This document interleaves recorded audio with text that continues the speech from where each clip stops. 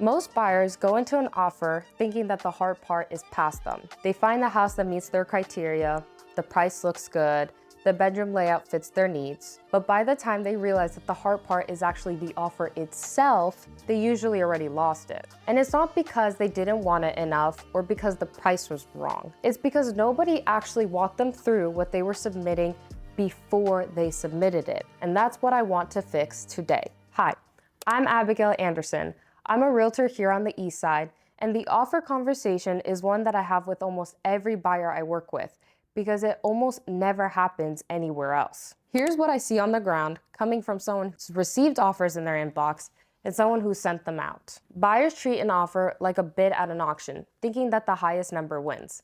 And that's not actually how it works. The seller and their agent reviewing your offer are looking at the entire package, the price being the main contributor. But they're also looking at your financing, your contingencies, your closing timeline, your earnest money, along with a set of signals underneath all of it that tell them whether this is going to actually close. Every line of that offer is saying something, and most buyers have no idea what their offer is actually saying. The thing that trips buyers up the most consistently is contingencies. I know they may sound like fine print, but they're not fine print. They're conditions under which you're legally obligated to follow through. An inspection contingency, a financing contingency, an appraisal contingency.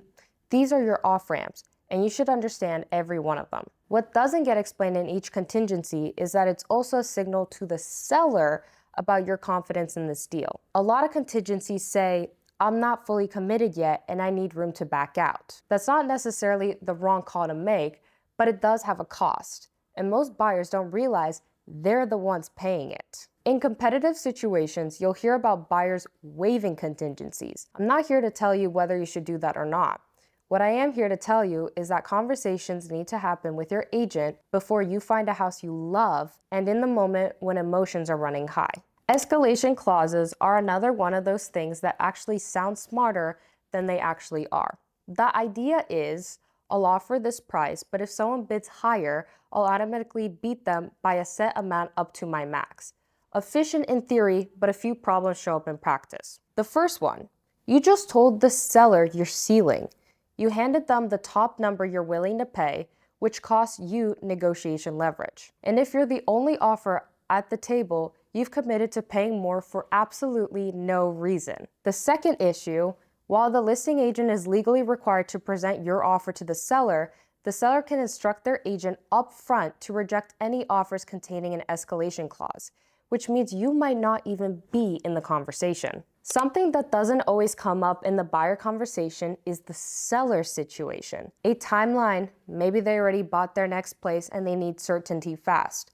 Maybe they need more time and a flexible closing date matters more to them than those extra thousands, or maybe both. To make sure your offer lands well, a buyer's agent finds this out before the offer even goes in. They call the listing agent.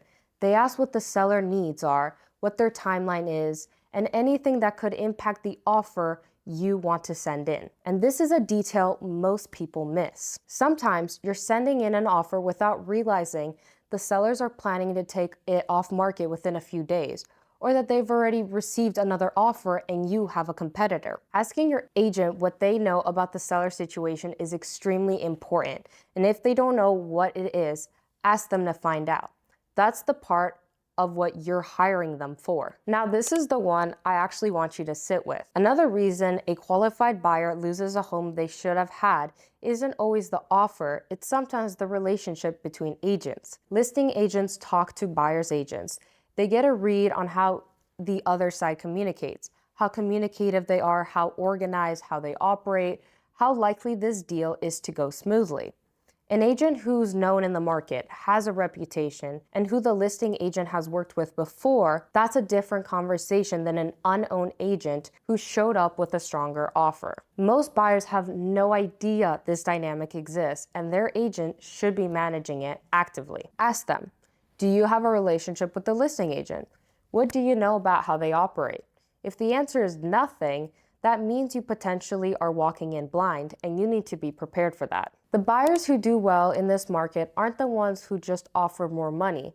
They're the ones who walked into the process understanding what they're competing on and had an agent who prepared them for it. Knowing your contingency positions, knowing what your agent does before submitting, and knowing whether you're going to call the listing agent first. These are all important factors in having a successful closing. And if you've already lost an offer and nobody gave you a real explanation for why, ask again. You deserve one. Most people come out of a lost offer thinking that they need to go higher next time. And sometimes that can be true. But a lot of times it's not just the number, it's everything around it. Now you know what to look at moving forward. If you're buying on the east side and you want to talk through your situation before you start writing offers, reach out.